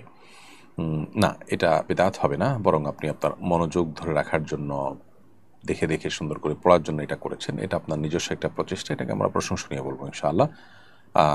আপনি জাস্ট দেখে দেখে পড়লে আপনার মনোযোগটা বেশি হয়। প্রত্যেকটা মানুষের মনোযোগ ধরে রাখার পদ্ধতি ভিন্ন হতে পারে, অতএব আপনি আপনার নিজস্ব পদ্ধতিতে মনোযোগ ধরে রাখার চেষ্টা করেছেন, এটা প্রশংসনীয় ইনশাআল্লাহ তাআলা। আপনি এটাকে সওয়াবের কারণ মনে করছেন না, এখানে প্রতি অক্ষরে নেকি পাওয়া যাবে এরকম বিশ্বাস থেকেও করছেন না, যার কারণে এটা বেদাত হবে না। যদি এরকম বিশ্বাস যুক্ত হয় তাহলে সেটা বেদাতে পরিণত হতে পারে। এরপর প্রশ্ন করেছেন মাহবুবা মুস্তারি, আপনি লিখেছেন, পরিবারের ছেলেরা হারাম উপার্জন করলে সেক্ষেত্রে পরিবার নারীদের করণীয় কি? নারীরা ছেলেদেরকে বোঝাবে, কনভিন্স করবে তাদেরকে, তারা যেন হালালের পরে সন্তুষ্ট থাকে এবং হারাম থেকে যেন তারা বেঁচে থাকে, বিরত থাকে, এবং অল্পে তারা তুষ্ট থাকবেন মেয়েরা প্রয়োজনে, তারপরে তারা যেন হারামের ভিতর পা না বাড়ান, সেজন্য তারা বোঝাবেন। তারপর যদি কিছু করার না থাকে, যতটুকু সম্ভব অ্যাভয়েড করবেন হারাম উপার্জন, পুরুষদের হারাম উপার্জন। ধরুন আপনার বাবার উপর আপনি ডিপেন্ডেন্ট, তাহলে যতটুকু না হলে নয়, শুধু বেঁচে থাকার জন্য যতটুকু প্রয়োজন ততটুকু নেবেন তার উপার্জন থেকে।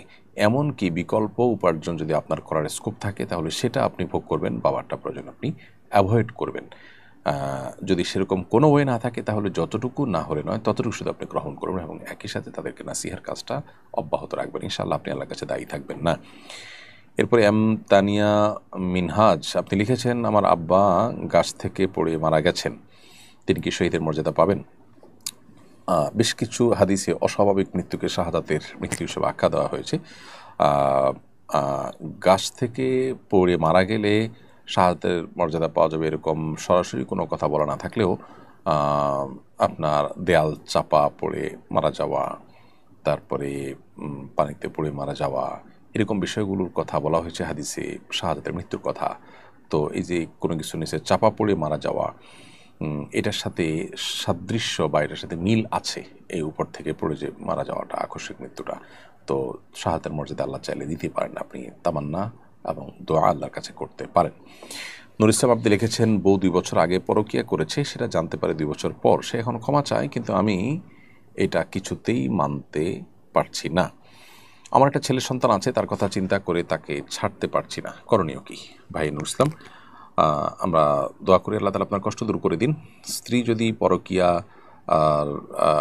ছেড়ে সে তওবা করে যদি নতুন জীবন গঠন করে থাকে, আপনি চাইলে তার সাথে সংসার করতে পারেন এবং সন্তানের দিকে তাকিয়ে যদি সবর করতে পারেন, বিশেষ করে তওবা করে যে সেটি সত্যিই অনুতপ্ত হয়ে ফিরে এসছে বলে আপনার কাছে মনে হয়, তাহলে সেক্ষেত্রে আপনার ক্ষমা করে দেওয়ার চেষ্টা করাটাই হলো প্রশংসনীয় কাজ। আর যদি একান্ত আপনি সেটাকে মেনে নিতে না পারেন বা আপনি সেটাকে যদি আপনার জন্য কষ্টকর মনে করেন, তাহলে সেক্ষেত্রে আপনার যে কোনো সিদ্ধান্ত আপনি নিতে পারেন। বাট একটা মানুষ তওবা করে নিজেকে তওবার উপর প্রতিষ্ঠিত করতে পেরেছেন এবং তিনি তওবা করেছেন যে সেটি প্রমাণিত যদি হয় তাহলে সেক্ষেত্রে তার তওবাটাকে রেসপেক্ট করলে সেটা বেশি ভালো। নূর আলম ইসলাম এর দিকে আপনি লিখেছেন, আমার ছেলের বয়স 20 দিন, এখন কি তাকে তাহানিক করানো যাবে? তাহানিক জন্মের পরপরই করা উচিত, তবে বয়স 20 দিন হয়েছে, এখন আপনি তাহানিক করাতে পারেন, কোনো অসুবিধা নেই। যতদিন পর্যন্ত মায়ের দুধের উপর নির্ভরশীল ততদিন সময়ের মধ্যে আপনি তাহানিক করালেও তাহানিক হয়ে যাবে ইনশাআল্লাহ তাআলা। এমডি কামরুল হাসান আপনি লিখেছেন, জাপান থেকে বলছি, আমাদের কলেজের আশপাশে কোনো মসজিদ নেই, এই জন্য আমরা কিছু মুসলিম ভাই মিলে কলেজে শুক্রবারে খুতবা দিয়ে জুমার নামাজ 2 রাকাত জামাতের সাথে আদায় করি, যেখানে 5 ওয়াক্ত জামাত হয় না। এভাবে জামাতে জুমার নামাজ আদায় করলে আদায় হবে কিনা? উত্তর হলো হ্যাঁ, অবশ্যই আদায় হয়ে যাবে, তবে মুসল্লির সংখ্যা যেন 3 জন হয়। 3 জন মুসল্লির সংখ্যা হলে আপনাদের যিনি খুতবা দিবেন তিনি খুতবাতে কোরআন কারীমের আয়াত পড়লেন, 2টা আয়াত পড়লেন, দুরূদ শরীফ পড়লেন, বাস এটুকু পড়লেও খুতবা কিন্তু হয়ে যাবে। এরপরে যথারীতি 2 রাকাত নামাজ পড়াবেন, ইনশাআল্লাহ বিদিনা নামাজ হয়ে যাবে। এবং এই 3 জন মানুষও যদি থাকে তাহলে সেক্ষেত্রেও কোনো অবস্থাতেই জুমার নামাজ না পড়ে জোহর নামাজ পড়া উচিত হবে না। প্রয়োজন নিজেরা সংক্ষিপ্ত আকারে 5-7 মিনিট বা 10 মিনিট ব্যয় করে হলেও আপনারা জুমার নামাজ আদায় করে নেবেন কোনো একটা জায়গায়। এমডি মিরাজুল ইসলাম আপনি লিখেছেন, নামাজরত অবস্থায় চোখের সামনে মশা পড়লে অনেক সময় অনিচ্ছাকৃতভাবে হাত দিয়ে মারা হলে নামাজের কোনো ক্ষতি হবে কি না? ভাই মিরাজুল ইসলাম, নামাজরত অবস্থায় চোখের সামনে মশা যদি পড়ে তাহলে সেক্ষেত্রে অনিচ্ছাকৃতভাবে মারা হলে কোনো অসুবিধা নেই। এমনকি মশা তো ইচ্ছাকৃত মারলেও গুনাহ হয় না, কিন্তু নামাজের মধ্যে ইচ্ছাকৃত মারাটা অনুচিত। প্রয়োজনে তাড়িয়ে দিলেন বা একান্ত যখন অসহ্য হয়ে যাবে তখন আপনি তার কামড়ে যে যন্ত্রটা আসছে থেকে বাঁচার জন্য আপনি আঘাত করেন, তাতে কোনো অসুবিধা নেই, এতে সে মারা গেলেও কোনো অসুবিধা হবে না। আর যদি আপনি তাকে মারার জন্য 2 হাত দিয়ে একেবারে নিয়মতান্ত্রিক মশা মারা শুরু করে দেন তাহলে আমলে কাসিরের মাধ্যমে নামাজ ভঙ্গ হওয়ার কারণ হতে পারে। শাহিন খান আপনি লিখেছেন, কবুল না বলে শুধু স্ট্যাম্পের উপর স্বাক্ষর করলে কি বিবাহ হবে? বিবাহের জন্য প্রস্তাব এবং সম্মতি থাকা আবশ্যক। স্টাম্পে স্বাক্ষর করলে বিয়ে হয় না, তবে সেখানে যদি লেখা থাকে যে আমি অমুক অমুকের কাছে প্রস্তাব দিচ্ছি, আর জন্য লেখা থাকে যে আমি কবুল করলাম, এটা পড়ে তারপর স্বাক্ষর করা হয় বা এটা দেখে তারপর স্বাক্ষর করা হয়, তাহলে বিবাহ বিশুদ্ধ হতে পারে এবং সেখানে সাক্ষীর উপস্থিতি জরুরি। কিন্তু এই যে মুখে প্রস্তাব কিংবা লিখিত প্রস্তাব এর শব্দ যদি না থাকে, আমি প্রস্তাব করছি, আমি কবুল করছি, এই জাতীয় শব্দ যদি না থাকে, শুধুমাত্র স্বামীর ঘরে একজনের নাম, স্ত্রীর ঘরে একজন নাম আর স্বাক্ষর থাকলো, এর মধ্যে বিবাহ সম্পাদন হয় না। অর্থাৎ প্রস্তাবনা থাকতে হবে, সেটা মুখে না থেকে যদি লিখিতও থাকে তাতেও হবে, কিন্তু প্রস্তাবনা থাকতে হবে, প্রস্তাব করছেন কেউ একজন আর সম্মতি জানাচ্ছেন কেউ একজন, এই উভয়টা স্পষ্ট থাকতে হবে এবং উভয়টার সপক্ষে সাক্ষ্য থাকতে হবে এবং স্বাক্ষর থাকতে হবে, তারপরে বিবাহ বিশুদ্ধ হতে পারে।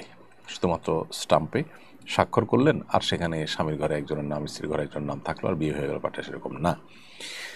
সারফরাজ ইউসুফ আপনি লিখেছেন, ভারত থেকে বলছি, আমি বাইরের রাজ্যে গিয়ে কাজ করি, 2-3 মাস থাকি, ওই 2-3 মাস কি আমি কসরের সালাত আদায় করতে পারবো? 15 দিনের নিচে যদি আপনি কোথাও থাকার নিয়ত করেন তাহলে সেক্ষেত্রে আপনি মুসাফির থাকবেন, আর 15 দিন থাকার নিয়ত হয়ে গেলে তারপর আপনি সেখানে মুকিম হয়ে যাবেন। অতএব যেখানে কাজ করতে যাচ্ছেন সেখানে 15 দিন থাকার নিয়ত বা 15 দিনের বেশি থাকার নিয়ত থাকলে আপনি মুকিম হিসেবে পুরো নামাজ পড়বেন, আর না হলে কম থাকলে আপনি মুসাফির হিসাবে নামাজ পড়বেন। সুজন মাহমুদ আপনি লিখেছেন, শ্বশুর শাশুড়ি থেকে স্বেচ্ছায় উপহার দিয়েছে, এখন বউ ও শাশুড়ি খোটা দিচ্ছে, আমি খুব অতিষ্ঠ করণীয় কি? আপনি সেটা ফেরত দেওয়ার চেষ্টা করুন। তারা যখন খোটা দিচ্ছেন তাহলে বুঝতে হবে যে তারা আসলে স্বেচ্ছা উপহার দেননি। আর শ্বশুরবাড়ি থেকে ছেলেরা যে সমস্ত উপহারগুলো পায় এগুলো বেশিরভাগ ক্ষেত্রেই সামাজিকতার কারণে হয়, যদিও বলে স্বেচ্ছায়, কিন্তু তারা আসলে অন্য 10 জনকে না দিয়ে কেন মেয়ের জামাইকে দিচ্ছে? মেয়ের সুখ শান্তির জন্যই দিচ্ছে, সমাজ অন্য 10 জন দেয় তাই তারা দেয়। তো সেই জায়গা থেকে এটা আপনার অ্যাভয়েড করাই উচিত ছিল। তো এখন তারা যেহেতু খোটা দিচ্ছে, অতএব আপনি তাদেরকে সেটা ফেরত দেওয়ার চেষ্টা করেন, উদ্যোগ নেন, সেটা হবে আপনার সবচাইতে বড় কাজ। আব্দুর রহমান শেখ আপনি লিখেছেন, কিভাবে কবর জিয়ারত করব এবং আল্লাহর কাছে কিভাবে দৃঢ় তওবা করব? কবর জিয়ারত করার জন্য সালাম দিবেন, কবরে গিয়ে সালামুন আলাইকুম তারাকুম মিনিন ওয়া ইন্না ইনশাআল্লাহু বিকুম লাহিকুন দোয়া পড়বেন এবং সেই সাথে মুর্দার জন্য সওয়াব পাঠানোর জন্য আরও যে সমস্ত উপায়গুলো আছে, দান সাদকা করা মুর্দার তরফ থেকে, সেগুলো করবেন। মাইয়াতের জন্য আল্লাহর কাছে দোয়া করবেন, ইস্তেগফার করবেন, আল্লাহুম্মা গফিরলাহু ওয়ারহামহু ওয়াকরিমহু ওয়াহসিন নুজুলাহু ওয়াদখিলহুল ফিরদাউসাল আ'লা ওয়া নাক্কি মিনাদ দুনুবি ওয়াল খাতায়া কামা ইউনাক্কা সাওবুল আবিদি মিনাদ দানাস আল্লাহুম্মা আগসিলহু বিল মাই ওয়াল থালজি ওয়াল বারাদ। দীর্ঘ দোয়া মুর্দার জন্য রয়েছে, অর্থভাবে চমৎকার দোয়া, সুন্নাহসম্মত দোয়াগুলো আপনি নিবেদন করতে পারেন আল্লাহর কাছে। আর দোয়া করার সময় আপনি কবরের ওখানে যে দোয়া করতে চান, সেক্ষেত্রে কবরের দিকে ফিরে, মানে কবরবাসীর কাছে চাচ্ছেন সেরকম সাদৃশ্য যেন না হয়, কেবলমুখী দোয়া করলেন এবং জুতা খুলে যথাসম্ভব কবরে প্রবেশ করলেন। একান্ত কবরস্থানের ভেতর দিয়ে যদি হাঁটেন তাহলে সেক্ষেত্রে জুতা পায়ে হেঁটে যেতে পারেন, কিন্তু কবরের উপরে যদি কখনো উঠা লাগে তাহলে সেক্ষেত্রে জুতা পায়ে দিয়ে উঠবেন না। এ হলো মোটামুটি কবর জিয়ারতের আদব এবং আল্লাহ তাআলার কাছে দৃঢ়ভাবে তওবা করার জন্য, যেই অপরাধ, যে গুনাহ থেকে আমরা তওবা করছি সেই অপরাধে আর কখনো আমরা ফিরে যাব না, সে মর্মে দৃঢ় সংকল্প করা এবং সে সংকল্প ধরে রাখার চেষ্টা করা, এটি হলো দৃঢ় তওবা করা। আর তওবার ভাষ্য হিসাবে বা ইস্তেগফারের ভাষ্য হিসাবে সাইয়্যিদুল ইস্তেগফার, সবচাইতে শ্রেষ্ঠ ইস্তেগফার যেটা, সাইয়্যিদুল ইস্তেগফার যেটা রাসূল সাল্লাল্লাহু আলাইহি ওয়াসাল্লাম শিখিয়েছেন, আল্লাহুম্মা আনতা রাব্বি লা ইলাহা ইল্লা আনতা, শেষ পর্যন্ত, এটা হলো সবচেয়ে উত্তম। মারুফ আহমদ আপনি লিখেছেন, আমার বাবা 2 সপ্তাহ আগে মারা গিয়েছেন, তার জন্য এখন কি কি আমল করতে পারি?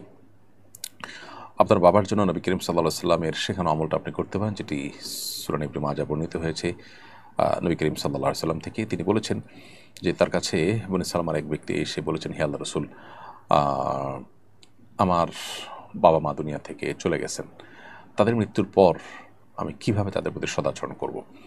তাদের বাবা মার প্রতি সদাচরণের যে দায়িত্বটা, সেটা মৃত্যুর পর আমি পালন করার উপায় আছে কিনা? নবী সাল্লাল্লাহু আলাইহি ওয়াসাল্লাম বলেছেন, হ্যাঁ, অবশ্যই আছে। প্রথমত তুমি তাদের হয়ে আল্লাহর কাছে ক্ষমা ইস্তেগফার করবে, তাদের গুনাহ মাফ চাইবে, তাদেরকে আল্লাহর কাছে তারা যেন ক্ষমাপ্রাপ্ত হন সেজন্য আল্লাহর কাছে দোয়া করতে থাকবে, এক। দ্বিতীয়ত, তারা যদি কোনো অঙ্গীকার প্রতিশ্রুতি দিয়ে যান দুনিয়াতে কারোর সাথে, সেটাকে রক্ষা করার চেষ্টা করবে। 3, তাদের বন্ধুবান্ধব যারা জীবদ্দশায় বেঁচে ছিলেন তাদের সাথে তাদেরকে সম্মান করবে, তাদের সাথে সদাচরণ করবে, বাবার মতো সম্মান তাদেরকে দিবে, তাদের বন্ধুবান্ধবদেরকে। 4, তাদের যে রক্ত সম্পর্কীয় বন্ধনগুলো আছে সে বন্ধনগুলোকে যথাসম্ভব সংযুক্ত রাখার চেষ্টা করবে। এই 4টি কাজের মাধ্যমে বাবা মার মৃত্যুর পরও তাদের সাথে সদাচরণ করা যায় বা তাদের প্রতি দায়িত্বশীলতার পরিচয় দেওয়া যায়। এরপরে প্রশ্ন হলো, রোহান চৌধুরী আপনি লিখেছেন, আমি একজনকে ভালোবেসে অনলাইনে বিয়ে করি, এখন তার প্রতি আমার আগের মতো কোনো ভালোবাসা আসে না, তাকে এখন ছেড়ে দিতে মনে চায়। আমাদের মধ্যে শারীরিক কিছু হয়নি, এখন আমার কি করা উচিত? বিশুদ্ধ হওয়ার জন্য মূলত একই মজলিসে সাক্ষীদের উপস্থিতিতে প্রস্তাব এবং সম্মতি, এটা হওয়াটাই জরুরি। এটুকু হয়ে থাকলে আপনাদের বিশুদ্ধ হয়ে গেছে।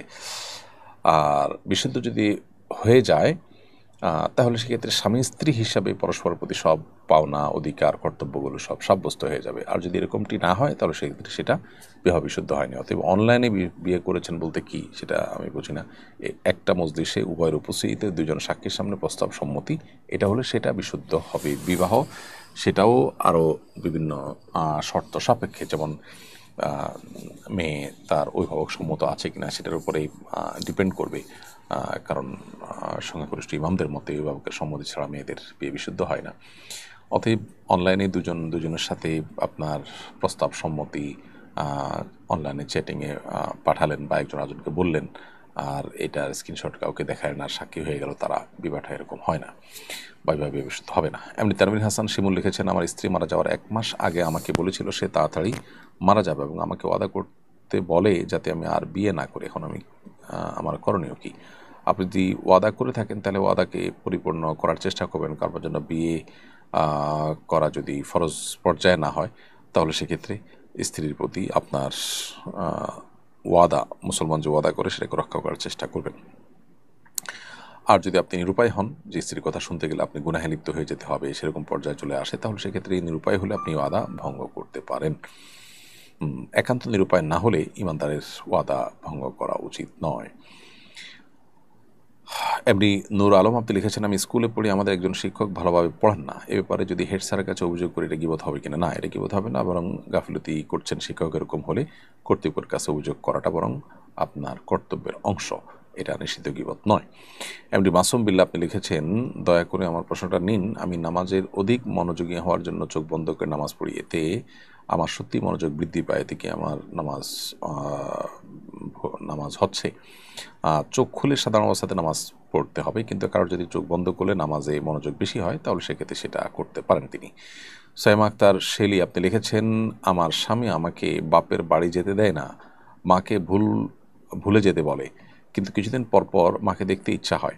আমার বাচ্চার বয়স 5 বছর, ও নানার বাড়ি যেতে কান্না করে। আমার খুব মন খারাপ হয়, অস্থির লাগে। এটা আমার উপর জুলুম কিনা? স্ত্রীর বাপের বাড়িতে না যেতে দেওয়ার অধিকার স্বামীর আছে কিনা? অবশ্যই নাই, স্বামী সেটা জুলুম করছেন। প্রত্যেকটা মানুষকেই নিজের বাবা মা, রক্ত সম্পর্কে আত্মীয়ের সাথে সুসম্পর্ক বজায় রাখা আর ব্যাপারে শরীয়ত আমাদেরকে গুরুত্ব আরোপ করেছে, এটা তার উপরে ফরজ কর্তব্য। সুতরাং স্বামীর এই অধিকার নেই যে স্ত্রীকে তার বাবার মায়ের সাথে সম্পর্ক ছিন্ন করতে বলবে। এটা যদি করে থাকে কোনো স্বামী, তিনি অন্যায় করছেন এবং তিনি নাজায়েজ কাজ করছেন, তার আল্লাহকে ভয় করা উচিত। আর আপনিও স্বামীর সংসারে যেহেতু তার অধীনে আপনাকে থাকতে হচ্ছে, তার নির্দেশকে লঙ্ঘন করেও আপনি বাবা মার সাথে দেখা করলে বা যোগাযোগ করলে আপনার গুনাহ হবে না। কিন্তু এক্ষেত্রে স্বামীকে তার ভুলটা বুঝিয়ে বা অন্য কারোর মাধ্যমে তাকে কাউন্সিলিং করিয়ে তারপরে আপনার অধিকারটা আপনি আদায় করে নিতে পারলে সেটা হবে সবচেয়ে ভালো আপনার দাম্পত্য সম্পর্কের জন্য। এরপরে WB বিল্লাল এআইডি থেকে আপনি লিখেছেন, মেয়ে বাচ্চা হওয়ার সময় মারা গেলে কি জানাজা দিতে হবে, আর দাফন করব কিভাবে? জীবিত অবস্থা যদি ভূমিষ্ঠ হয়ে সন্তান মারা যায় তাহলে সেক্ষেত্রে তার জানাজা পড়তে হবে, ছেলে হোক মেয়ে হোক। আর মাতৃগর্ভে মারা গেলে হানাফি মাযহাব অনুযায়ী জানাজা দিতে হবে না, হাম্বলি মাযহাব অনুযায়ী জানাজা দিতে হবে। এমনি সাইফুল ইসলাম আপনি লিখেছেন, আমার মায়ের দ্বিতীয় বিয়ে হয়েছে, সামাজিক কারণে মায়ের এই স্বামীকে আমার বাবা বলতে হচ্ছে, এতে আমার গুনাহ হবে কিনা? না, গুনাহ হবে না, কারণ আপনি তাকে বাবার ঘরে, জন্মদাতা বাবার ঘরে তার নাম লিখছেন না, এটা জাস্ট রূপক অর্থে বাবা বলছেন, বাবার মর্যাদায়, সেজন্য অবশ্যই এটা এক ধরনের বাবা, সেই হিসাবে বাবা বলতে পারেন। কিন্তু আপনার মূলত যিনি জন্মদাতা পিতা, তার নাম তো আপনি কাগজে কলমে লিখছেন, অতএব এনাকে সে অর্থে বাবা আপনি ডাকছেন না, অতএব এ ডাকাতে অসুবিধা হবে না। মেহেদী হাসান আপনি লিখেছেন, অফিসিয়াল ট্যুরে এসেছি, অফিসের বস লটারি করে প্রথম, দ্বিতীয়, তৃতীয় বিজয় নির্ধারণ করেন এবং সান্ত্বনা পুরস্কার হিসাবে সবাইকে নগদ অর্থ প্রদান করেন। এই টাকাটা কি আমাদের জন্য হালাল হবে? হ্যাঁ, এটা হালাল হবে, কারণ এটা মূলত জাস্ট প্রণোদনা, এটা কোনো আপনার এখানে টাকা ইনভেস্ট করে কোনো প্রকার লটারির মতো আপনি জুয়ায় শরিক হয়েছেন, তারপরে আপনি এখানে লস বা লাভ করেছেন, ব্যাপারটা এরকম না, এটা জায়েজ আছে, কোনো অসুবিধা নেই। আইসক্রিম এআইডি থেকে আপনি লিখেছেন, যদি বান্ধবীর ছবি তুলে দেওয়ার পর সে তা পোস্ট করে তাহলে কি আমার পাপ হবে? যদি আপনি জানেন সে এটা করবে এবং বেপর্দা ছেলেরা তাকে দেখবে, তাহলে সেক্ষেত্রে আপনি তার এই কাজে সহায়তা করা উচিত নয়। আর যদি কি করবে সেটা জানা ছিল না, তারপরে সেটা করেছে, তাহলে সেক্ষেত্রে আপনার দায় নেই, আশা করা যায় আপনি গুনাহগার হবেন না। সুরাইয়া মিশু আপনি লিখেছেন, 16-17 হাজার টাকা বেতনের জব করলে তার বিয়েতে কত টাকা দেনমোহর দিতে হয় বলে আপনি মনে করেন? যতটুকু সে দিতে পারে, 16-17 হাজার টাকা জমিয়ে এসে যদি 1 লাখ ধার্য করতে পারে তাহলে ওকে, 50 হাজার ধার্য করতে পারলে সেটা ওকে। এটা একান্ত তার উপর নির্ভর করবে, যতটুকু তার সামর্থ্য আছে। জারিয়া খান আপনি লিখেছেন, গর্ভবতী অবস্থায় বাচ্চার কাঁথা সেলাই করা যাবে না, এরকম কথা প্রচলিত আছে, এটা কতটুকু সত্য? সম্পূর্ণ মন গড়া এবং ভিত্তিহীন কথা। মুবাশশিরা আক্তার লিখেছেন, আমার শাশুড়ি নফল রোজা রাখলে আগে মাগরিবের নামাজ পড়েন, পরে ইফতার করেন, রোজা হবে কিনা? রোজা হয়ে যাবে, কিন্তু এটা সুন্নতের খেলাফ হবে, আগে ইফতার করতে হবে, তারপর নামাজ পড়তে হবে। প্রয়োজনে ইফতার অল্প করে নামাজ পড়ে তারপরে পূর্ণাঙ্গ ইফতার করবে। মুশফিকুর রহমান লিখেছেন, আমি যে কোনো কিছুতে বেশি আবেগী হয়ে যাই, আমার মধ্যে ধীরস্থিরতা নেই, পরামর্শ দেবেন। আল্লাহ তাআলা আপনাকে ধীরস্থিরতা দান করুন। এই সম্পর্কে কোরআন এবং সুন্নাহর আলোকে বিভিন্ন আর্টিকেল আছে অনলাইনে, আরবিতে, ইংলিশে, বিশেষ করে বাংলা আছে কিনা জানি না, সেটা আপনি পড়তে পারেন। আশা করা যায় যে আপনার মধ্যে কিছুটা হলেও আসবে এই গুণটা, ইনশাআল্লাহ বিদিনা। প্রিয় দর্শক, আর অনেক প্রশ্ন আমাদের সামনে আসছে, কিন্তু সময় আমাদের একেবারে শেষ প্রান্তে চলে আসছে। আমরা সংক্ষেপে আরও 2-4টা প্রশ্ন উত্তর দেওয়ার চেষ্টা করি। সুমাইয়া জাহান অনন্যা লিখেছেন, IVF বা টেস্ট বেবি সম্পর্কে ইসলামের বিধান কি? এই বিষয়ে আমরা অনেকবার উত্তর দিয়েছি। শরীয়তের কোনো বিধান লঙ্ঘন করা ছাড়া যদি কেউ এটা নিতে পারে সেটা জায়েজ আছে। এটা একটু কঠিন এই শর্ত মেনে করাটা। এরপরে নারিয়া হক আপনি লিখেছেন, কেউ যদি ধারণার ভিত্তিতে আমার উপরে মিথ্যা অপবাদ দেয় আমার কি করা উচিত? সবর করবেন, সেটার জবাব দেওয়ার চেষ্টা করবেন, কিন্তু আপনি মাথা গরম করে আপনিও পাল্টা কোনো অন্যায় করবেন না। HM মনির উদ্দিন লিখেছেন, দ্বিতীয় বিয়ে করলে প্রথম স্ত্রীর অনুমতি নিতে হবে কিনা? প্রচলিত আইনে, বাংলাদেশের প্রচলিত আইন অনুযায়ী নিতে হবে।